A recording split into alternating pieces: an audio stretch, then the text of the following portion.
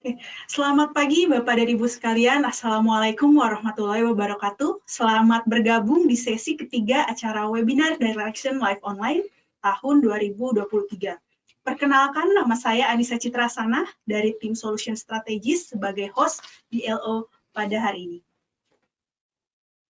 Webinar kali ini kita mengambil judul Big Data Analysis in ArcGIS, di mana di sesi ini kita akan melihat analisa end-to-end untuk data-data spasial dari Big Data.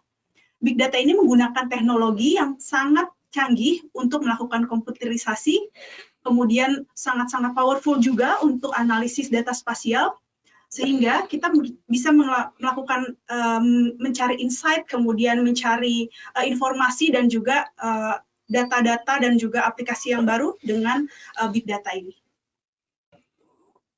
Pada hari ini pembicara kita adalah Saudara Febri Putra Panghurian.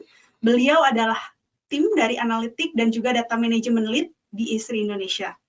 Beliau adalah expert di bidang GIS, BI, Big Data, Mobile Android, Python, dan juga developer front-end. Saudara Febri telah banyak mengembangkan solusi di bidang industri, khususnya di pemerintahan nasional, komersial, dan pertambangan. Beberapa proyek yang diimplementasikan oleh Saudara Febri diantaranya adalah mengintegrasikan antara BIM dan GIS, kemudian mengintegrasikan pula GIS dan IoT atau sensor. Data-data ini kemudian mereka analisis untuk mencapai sebuah analisis big data dan juga real-time analysis. Oke, apabila Anda ingin mengajukan pertanyaan, Anda dapat memasukkan pertanyaan Anda kapan saja selama presentasi berlangsung dengan memasukkan pertanyaan ataupun feedback Anda ke dalam panel GoToWebinar yang ada di sisi kanan. Di akhir acara, kita akan juga menampilkan pertanyaan dari Bapak Ibu sekalian untuk dijawab dan juga dibahas langsung oleh presenter kita hari ini. Oke, baiklah. Langsung saja kita mulai sesi presentasi kepada Saudara Febri. Waktu dan tempat saya persilakan. Oke. Terima kasih Mbak Nisa. Assalamualaikum warahmatullahi wabarakatuh. Selamat pagi semuanya. Ya, perkenalkan nama saya Febri Putra Panghurian. Saya Data Management Lead di ISRI Indonesia. Oke, untuk tema hari ini sebenarnya saya akan membahas lebih ke arah big data, spatial big data analysis ya. Tetapi sebelum kita masuk ke topik tentang spatial big data analysis, terlebih dahulu saya mungkin akan menyinggung tentang apa sih big data itu sendiri ya, atau big data processing. Berkaitan dengan big data sendiri, secara teori sebenarnya umumnya kita berbicara big data itu ada teori berkaitan dengan 4V. Jadi teori ini juga sangat penting juga, apakah di organisasi kita ya atau company kita tuh membutuhkan big data processing atau enggak di dalam workflow ataupun di dalam pekerjaan kita. Yang pertama, kalau kita berbicara big data, ya sesuai dengan namanya. Jadi berarti big data itu adalah secara volume data yang akan kita gunakan atau yang kita simpan itu volumenya cukup besar. Sehingga tools yang kita punya saat ini itu tidak mampu lagi untuk menganalisa atau memproses data tersebut. Ya, nggak mampu ini bukan berarti time out atau semacamnya. Mungkin kalau kita misalnya mau memproses data itu membutuhkan waktu yang lama, sehingga kita butuh tuh big data di dalam workflow pengerjaan atau di dalam proses di dalam organisasi kita. Itu volume. Yang kedua adalah velocity. Jadi kalau kita berbicara big data, velocity atau pertumbuhan data atau data yang dimasukkan ke dalam sistem kita itu sangat cepat. Contohnya sendiri ya, untuk data yang bervelocity tinggi itu seperti data-data IoT yang dimana kita mempunyai sensor-sensor yang nodes-nya itu mungkin lebih dari 1000 atau ratusan ribu, dan juga ingestion data ke dalam sistem tersebut itu cepat, sehingga itu juga sebenarnya juga sinkron juga terhadap volume, sehingga volume data yang kita punya pun juga semakin besar juga yang akan kita simpan ke dalam big data. Kemudian ada variety. Nah, di big data sendiri kita tidak hanya menyimpan data-data yang bersifat tabular atau tekstual.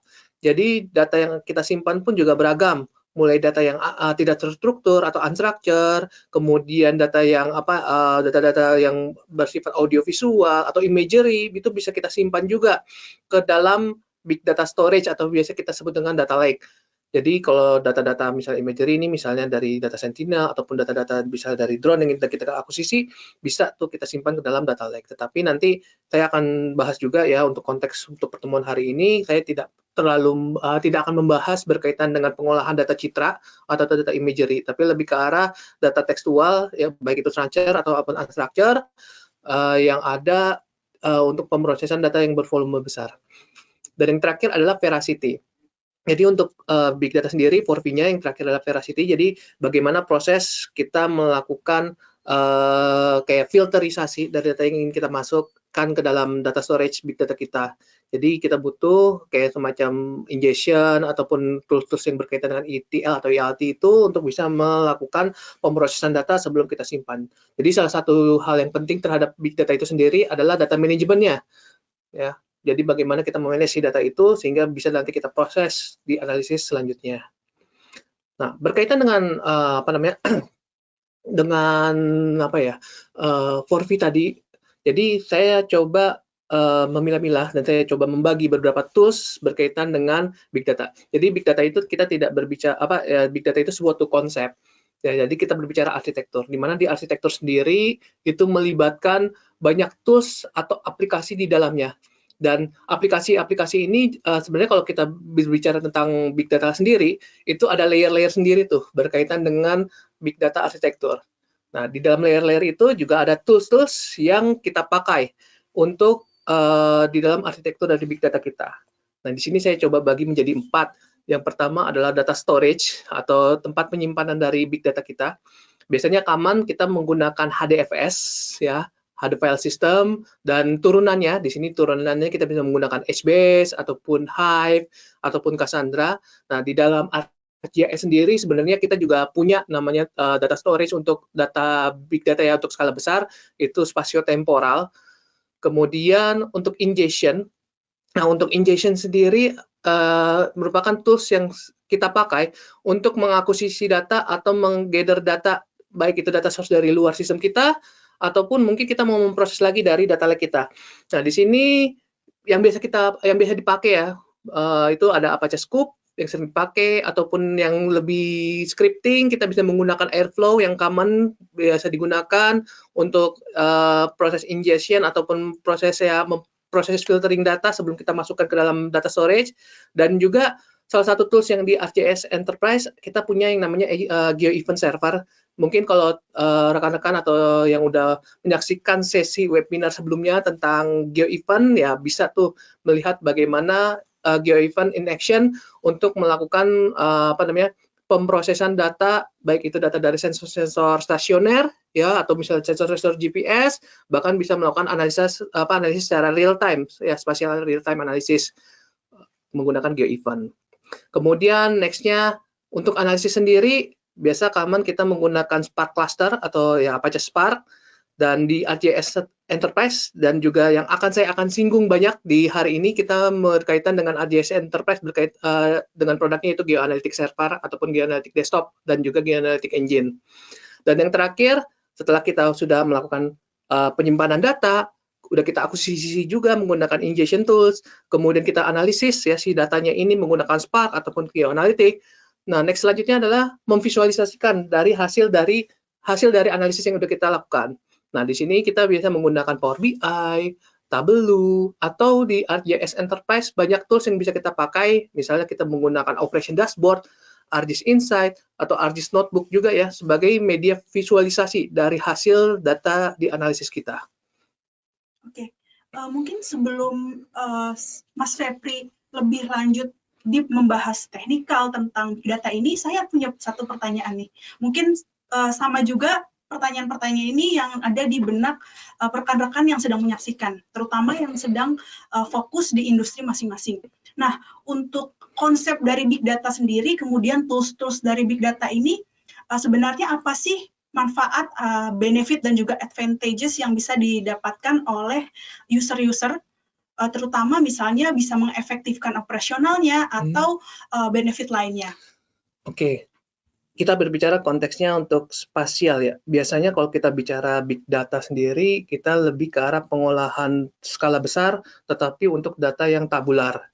Nah, dengan adanya apa sih manfaatnya kalau misalnya kita bisa melakukan spatial analisis di big data kita.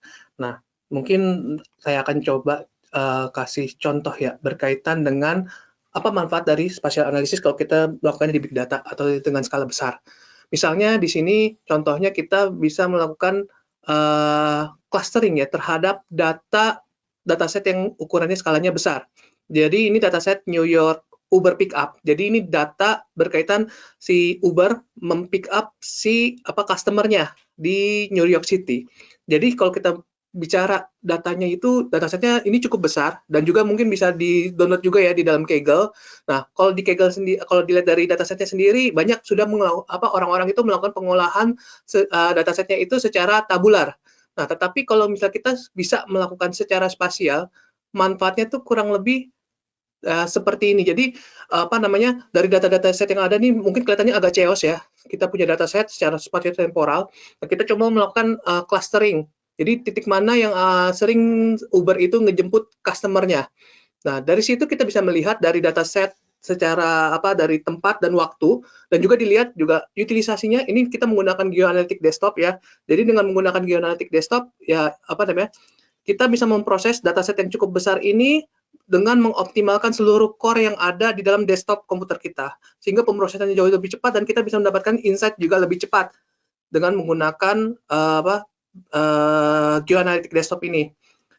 Nah, manfaatnya tadi kita bisa tahu nih, oh titik-titik mana yang menjadi pick up yang sering Uber itu melakukan pick up customer-nya di tempat tersebut. Kemudian apa manfaatnya yang lain dari GeoAnalytics sendiri ya kita sebenarnya dengan data-data set yang data spasial yang cukup besar, kita juga bisa melakukan browsing terhadap data set tersebut. Misal kita pengen tahu nih berapa tempat-tempat yang sering kayak semacam ini ya. Kita misalnya mau melakukan eksplorasi datanya, kita mau melakukan slicing terhadap waktu, itu juga juga lebih interaktif dibandingkan kita menggunakan sekedar melihatnya secara tabular. Dengan adanya spatial platform, kita bisa melihat tuh titik-titik kalau misalnya kita punya data spasial ya atau tempat tertentu, itu bisa kita browsing, kita visualisasi juga lebih interaktif juga tuh. Gitu. Nah, next yang berikutnya ini berkaitan memanfaatkan data spasial untuk data misalnya data-data sensor. Misalnya di sini contohnya kita pengen tahu nih level ozon dari suatu wilayah. Misalnya kita punya ini ya sensor kualitas udara nih. Kemudian kita taruh di titik-titik tertentu, kita tangkap datanya, kemudian kita pengen tahu nih kita pengen tahu daerah mana yang yang kualitas udaranya itu di luar ambang batas yang sudah kita tentukan. Nah, di sini contohnya kita menggunakan detect incident, kita pakai formulasi ya, kita punya formulasi tertentu, kita batasin threshold-nya, habis itu kita load datanya. Nah, di sini kita menggunakan GeoAnalytics server ya. Di sini kita bisa kalau di ArcGIS Enterprise, ArcGIS platform, kita nggak hanya melakukan analisis spasial secara desktop ya di dalam laptop kita sendiri, tetapi kita bisa melakukan analisis big data menggunakan web platform. Nah, di sini datasetnya di load dan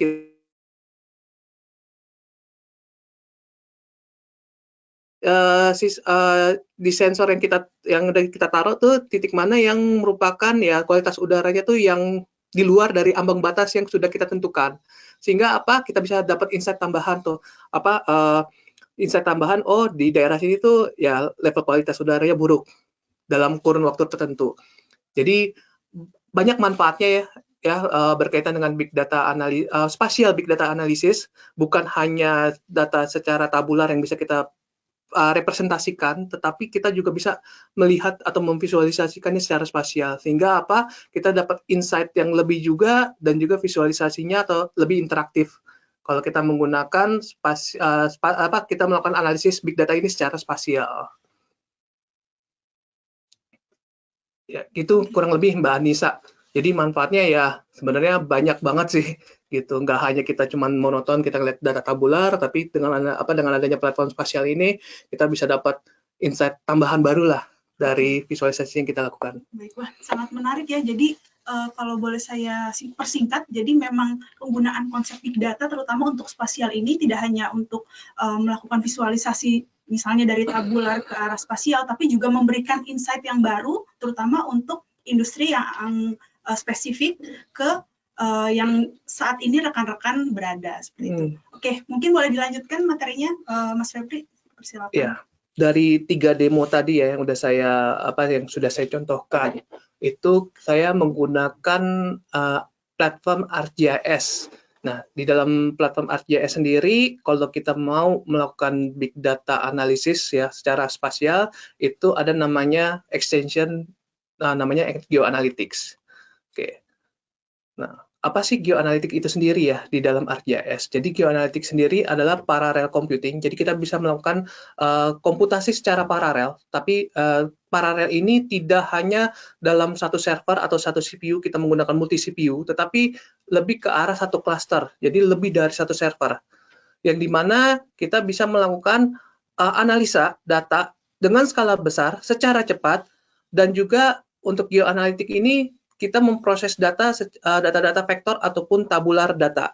Jadi konteksnya kan untuk GeoAnalytics ini hanya memproses data tabular yang berbau spasial. Mungkin kalau nanti ada data-data berkaitan dengan imagery ya atau data-data raster, mungkin di lain kesempatan ada webinar yang membahas lebih ke arah pemrosesan data secara data raster ini.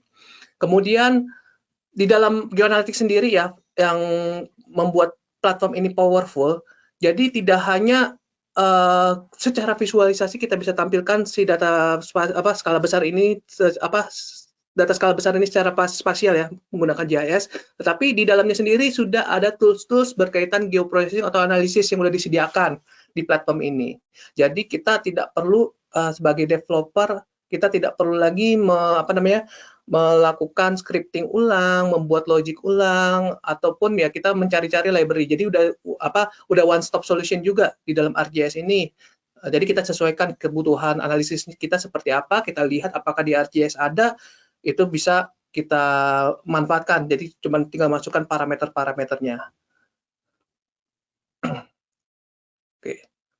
Nah, tadi untuk GeoAnalytics sendiri ya, GeoAnalytics sendiri sebenarnya di dalam ArcGIS ini ada tiga produk di dalam katalognya.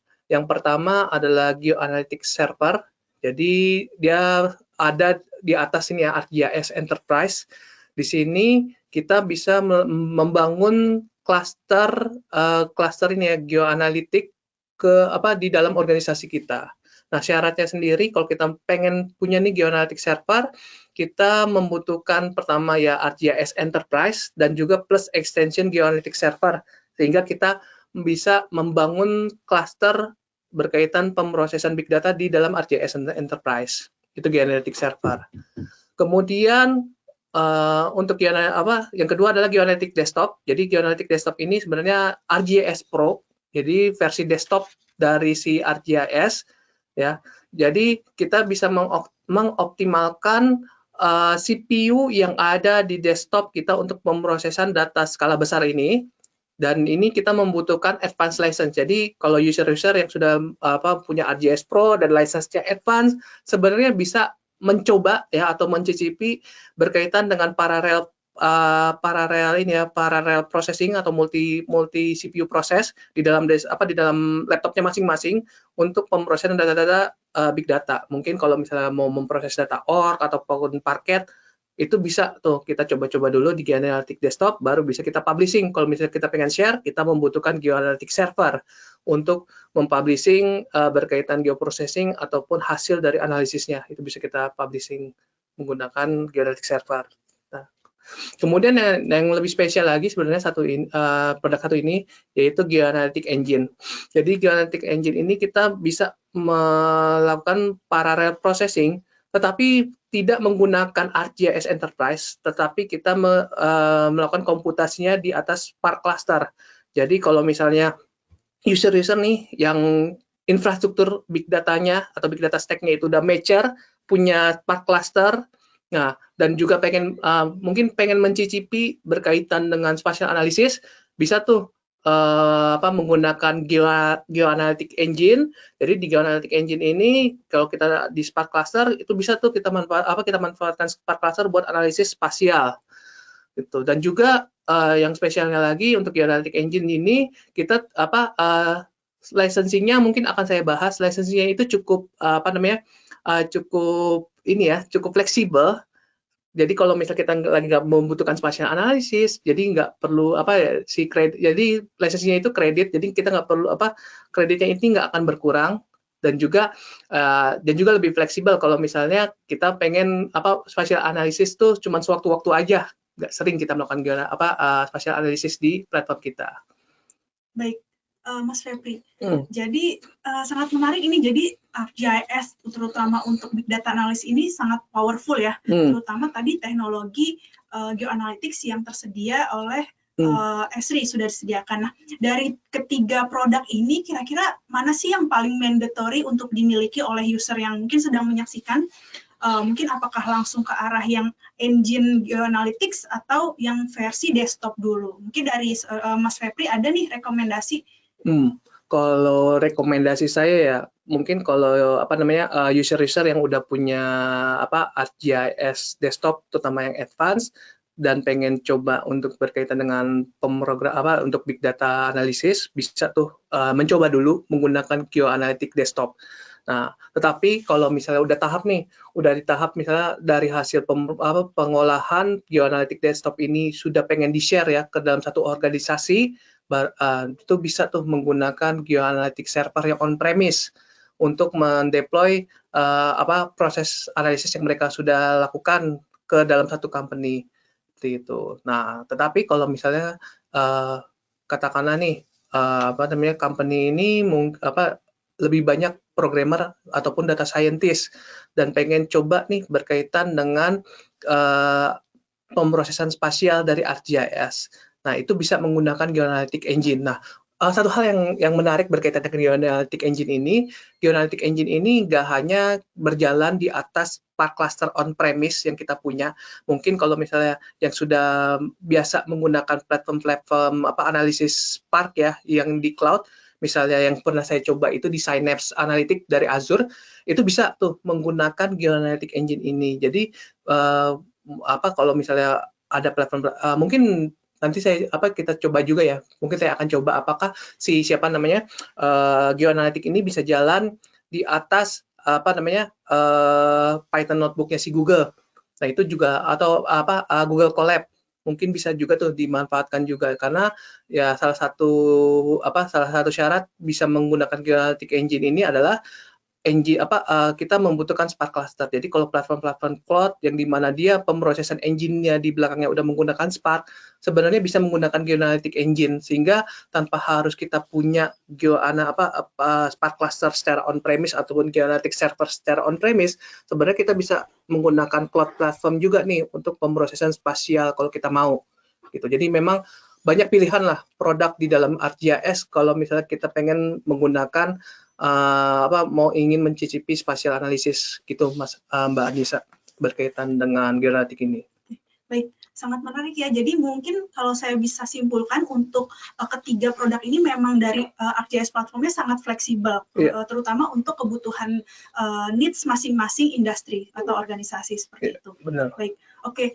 Saya ingin mengingatkan kepada rekan-rekan Bapak Ibu sekalian yang sedang menyaksikan, jangan lupa nih jika ada pertanyaan silakan diketikkan di kolom komentar yang ada di GoToWebinar. Kita masih ada waktu untuk sampai menjawab di akhir nanti. Semua pertanyaannya akan dijawab dan dibahas oleh Mas Febri. Baik, silakan dilanjutkan Mas Febri untuk presentasinya.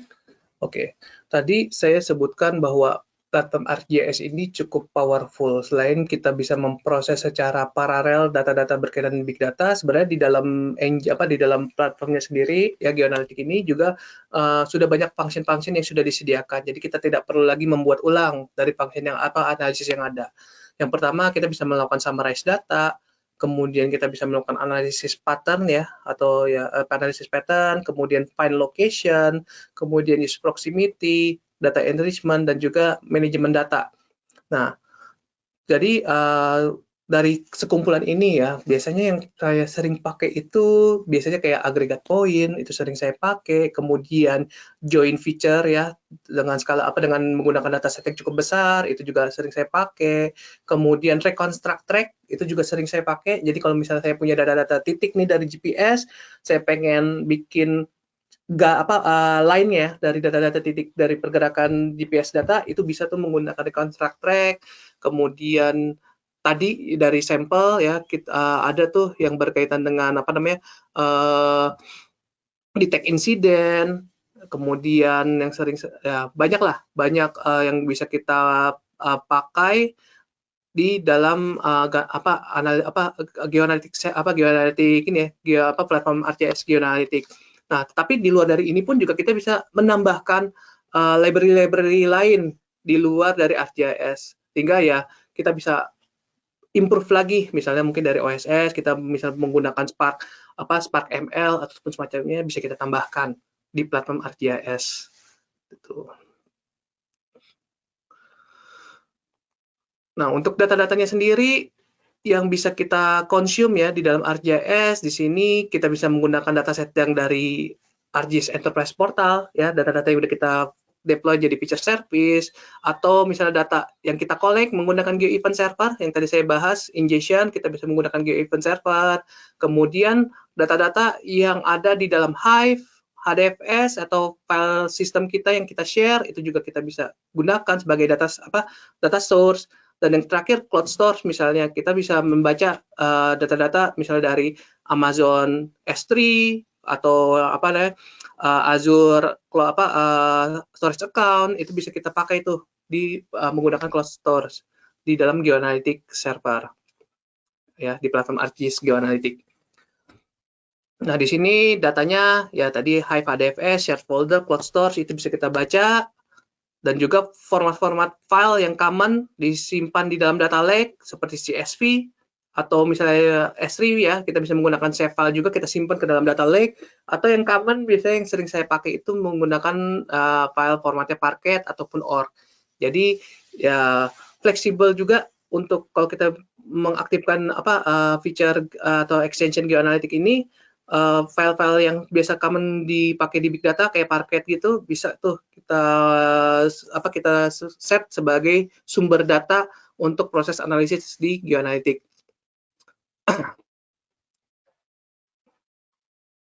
Dan nah ini kurang lebih ya berkaitan dengan data source sendiri. Jadi di sumber datanya sendiri kita bisa melakukan pointing terhadap HDFS ya on-premise yang kita punya.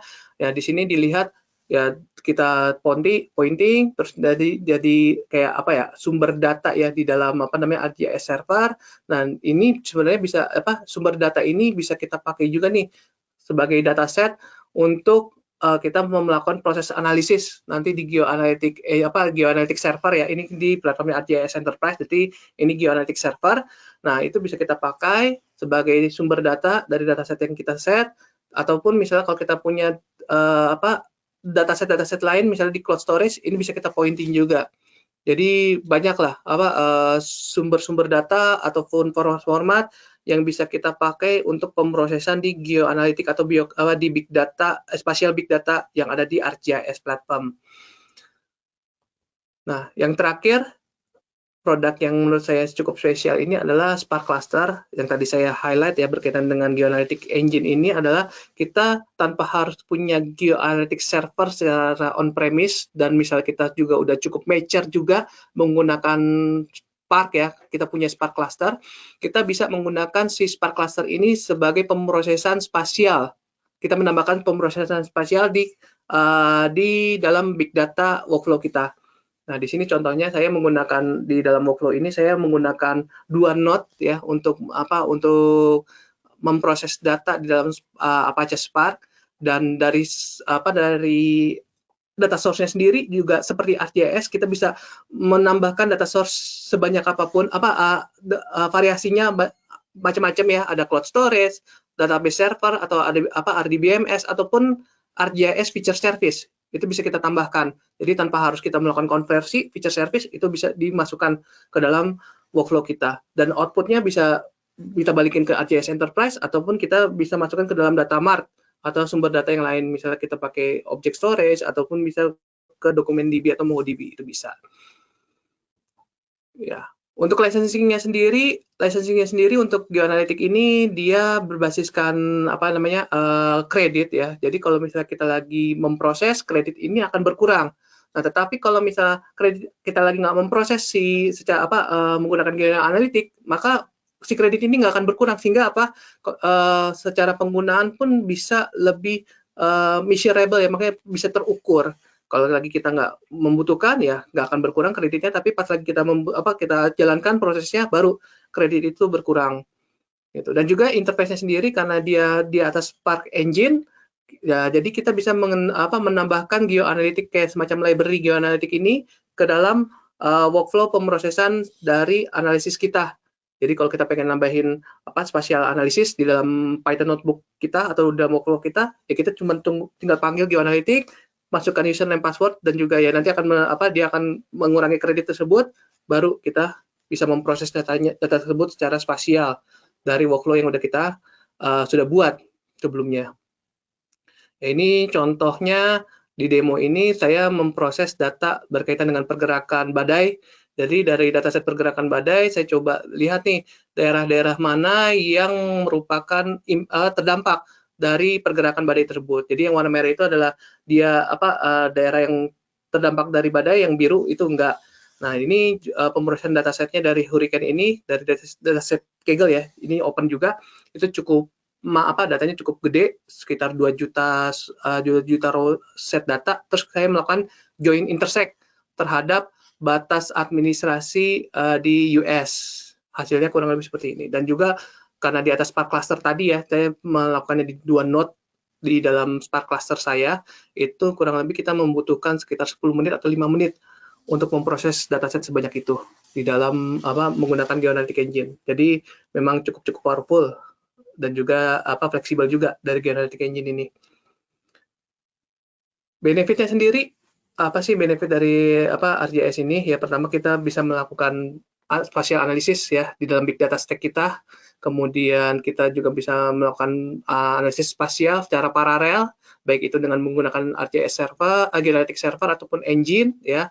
Kemudian kita bisa integrate ke platform-platform big data system lain, cost efektif ya. Kita bisa memperhitungkan budget kita seperti apa berkaitan dengan spatial analisis, dan yang terakhir ya banyak tools-tools yang bisa kita gunakan juga tanpa harus kita membuat ulang lagi analisis spasial untuk pemrosesan big data kita. Oke, paling itu aja sih ya Mbak Anissa ya berkaitan dengan big data analisis di dalam ArcGIS. Baik, terima kasih Mas Febri atas presentasinya, sangat menarik sekali rekan-rekan, terutama terkait big data ya. Saya recap sedikit, jadi penggunaan big data ini terutama tadi ada teknologi geoanalytics itu sangat powerful, terutama untuk industri rekan-rekan yang sedang menyaksikan. Jadi dengan menggunakan geoanalytics terutama itu bisa mempersingkat tentunya mengolah data yang berjumlah besar untuk tentunya mengambil insight yang baru, sehingga mempercepat juga nih para stakeholder untuk mengambil keputusan. Oke, jadi sudah ada beberapa pertanyaan yang masuk ke dalam GoToWebinar kolom panel, namun saya ingatkan juga bagi rekan-rekan yang masih punya pertanyaan, silakan menginput pertanyaan Anda dengan memasukkan pertanyaan tersebut ke panel pertanyaan yang ada di GoToWebinar di sebelah kanan. Oke. Jadi saya sebelum menjawab pertanyaan-pertanyaan yang sudah masuk, saya informasikan pula untuk menghubungi atau untuk mengkontak lebih lanjut jika ada pertanyaan bisa juga ke link yang ada di QR code di layar seperti itu.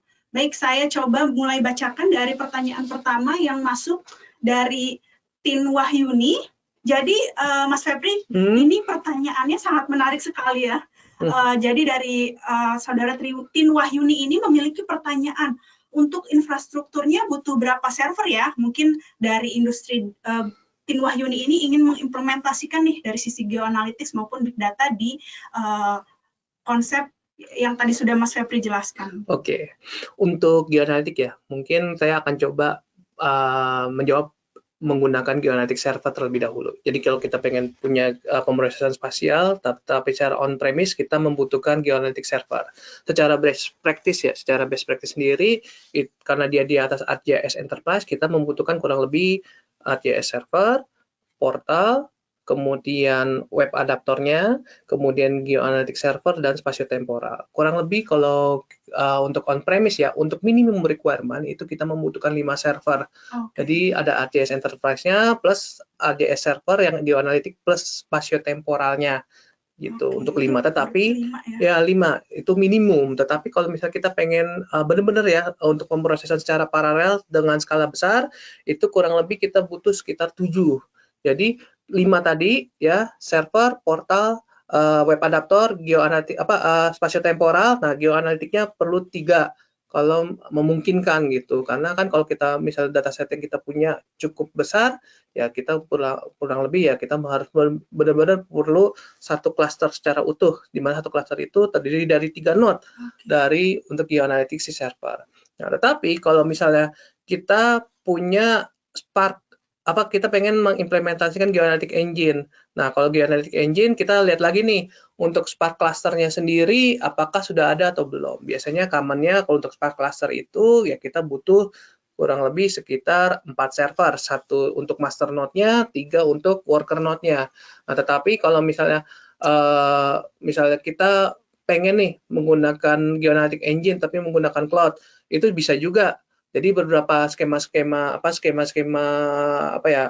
pemrosesan atau analytic engine yang di cloud, misalnya mungkin yang udah saya pernah pakai itu adalah Synapse Analytics ya. Itu ya kita cuma cukup perlu 1 Spark worker node ya untuk node yang di Spark-nya di Synapse untuk bisa memanfaatkan si pemrosesan ini ya menggunakan Geoanalytic Engine itu bisa gitu. Jadi kita balikin lagi nih kalau untuk yang on premise ya kita butuh investasi yang cukup besar ya karena kan on premise perlu banyak server. Tapi kalau misal kita pengen yang berbasiskan cloud, sebenarnya kita bisa memanfaatkan kayak Synapse Analytics atau Synapse atau mungkin pakai Google Colab itu bisa juga gitu. Tetapi kita balikin lagi nih, kalau kita menggunakan Geoanalytic Engine, seberapa sering sih kita melakukan pemrosesan spasial ini? Jadi kalau semakin sering kita melakukan spasial analisis di dalam pemrosesan kita, kalau menggunakan Google Analytics, ya kita membutuhkan kredit yang cukup banyak. Ya, tetapi kita lihat lagi nih, kan karena kita menggunakan kredit, kita harus tahu nih sekali butuh berapa banyak dalam 1 tahun. Kalau misalnya kita pengen memproses itu. Ya, tapi ya kalau kita mau top up pun juga bisa, karena kan itu sistemnya ada kredit ya kalau di Geoanalytic Engine itu. Kalau dari saya cukup clear nih. Jadi mungkin kalau dari infrastruktur sendiri bisa menyesuaikan ya dari sisi kebutuhan atau fleksibilitinya ini tergantung misalnya tadi mau memprosesnya berapa periode sekali, kemudian berapa besar data yang dimiliki seperti itu.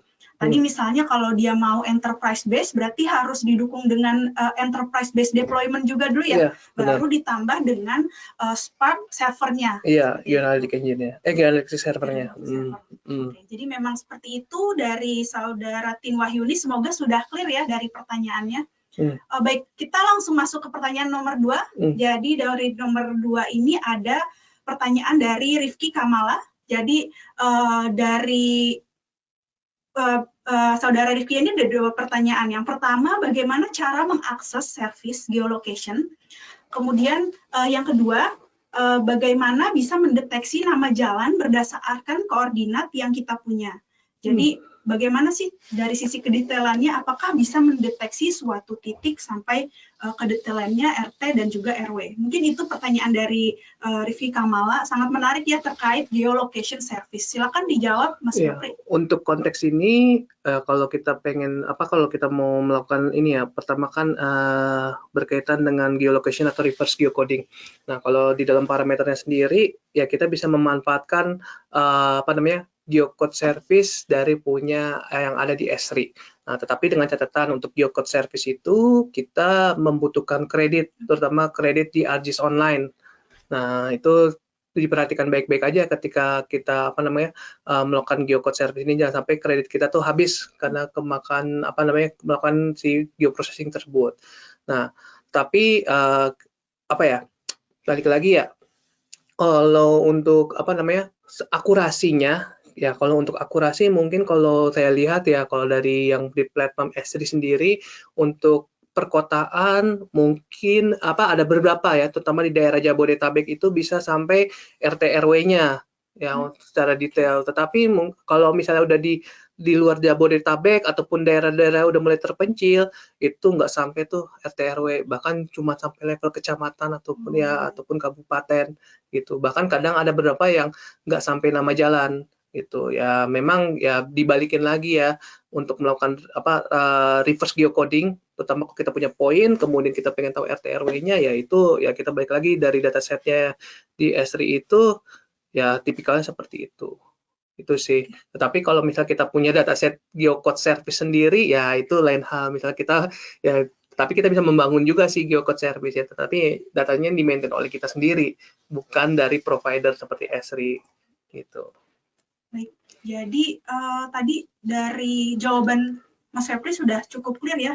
Jadi kalau saya boleh merekap, dari akses service geolocation sendiri sebenarnya sudah disediakan ya dari Esri gitu. Tapi mungkin catatannya dari rekan-rekan nih, jika ingin menggunakannya bisa sizing dulu kira-kira berapa kredit sih yang bakal terkonsum seperti itu. Kemudian tadi untuk menggunakan service yang ada di Indonesia, catatannya kalau di luar Jabodetabek mungkin perlu dicek kembali apakah nama jalannya sudah sesuai standar atau belum, karena takutnya ada yang tidak terdetek seperti itu ya Mas Febri. Iya, jadi harus direview lah kira-kira ya si service yang ditawarkan di Esri itu apakah sudah cukup sesuai dengan standar yang kita mau atau enggak gitu. Tapi yang saya tahu sih ya nggak detail, terutama untuk data-data yang di daerah terpencil. Itu aja sih.